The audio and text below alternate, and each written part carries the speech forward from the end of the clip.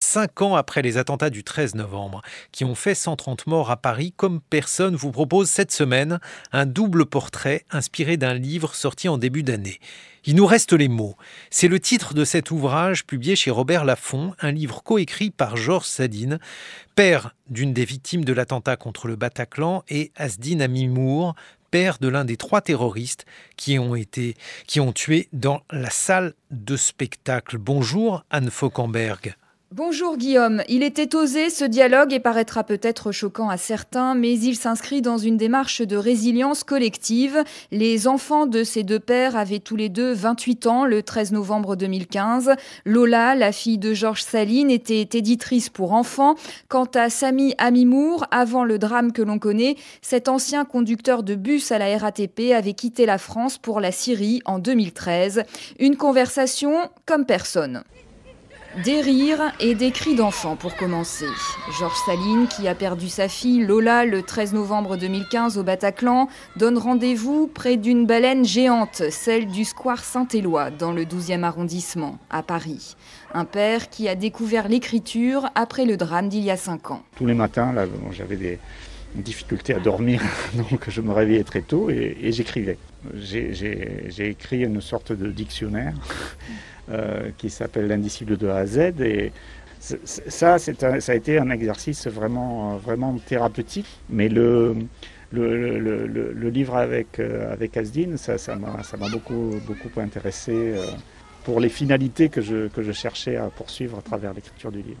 Comment devient-on un terroriste ? C'est la question qui taraude ce médecin en santé publique, une profession loin d'être un détail pour avoir accepté ce dialogue. Je ne suis pas formé à juger et à condamner, je suis formé à identifier des problèmes à résoudre et à essayer de les résoudre. Voilà.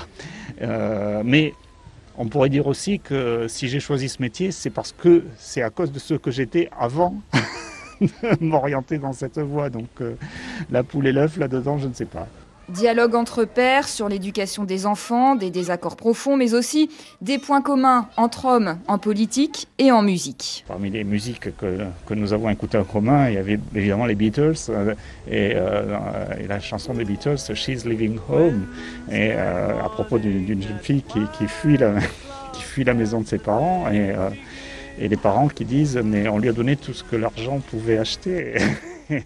C'est exactement le cœur du problème. Silently closing her bedroom door, leaving the note that she hoped would say more. Les 2 hommes se sont vus à 12 reprises dans les locaux de Robert Laffont. Un témoignage pour l'histoire qui n'aurait pas vu le jour sans l'engagement du chercheur Sébastien Boussois, spécialiste des questions de prévention primaire, de la radicalisation et de l'extrémisme violent. Le livre, bien sûr, a été validé par les 2 familles, ce qui du coup en fait pour moi un outil et un instrument de compréhension, mais également de transmission d'une époque, de drames familiaux. C'était une catharsis avant tout pour les 2, mais il faut quand même savoir que ça a toujours été, si je puis dire, plus facile, entre guillemets, du côté de la famille de Georges, avec une forte solidarité familiale.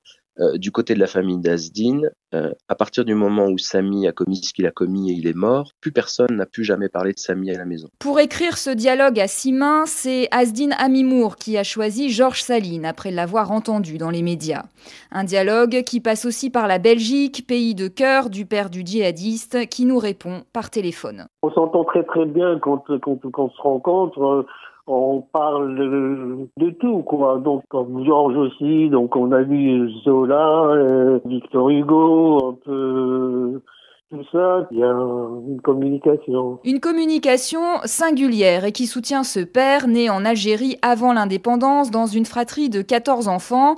Lui qui a connu l'ascension sociale est toujours en mal de compréhension sur le passage à l'acte de son fils. J'ai pas vécu l'enfance de mon fils. J'ai connu la pauvreté, j'ai connu l'humiliation, j'ai connu le racisme, j'ai connu la prison même à l'âge de 14 ans étant mineur. Je voulais pas suivre le côté religieux et tout ça, j'étais croyant, mais pas pratiquant. Quand il n'est pas à la bibliothèque de Liège, un de ses lieux préférés, à 73 ans, cet éternel voyageur prépare son sac. Ce ne sont plus les déplacements de commerce d'il y a quelques années, mais une toute autre recherche, celle de sa petite fille, la fille de Sami Amimour, qu'il pense quelque part en zone irako-syrienne.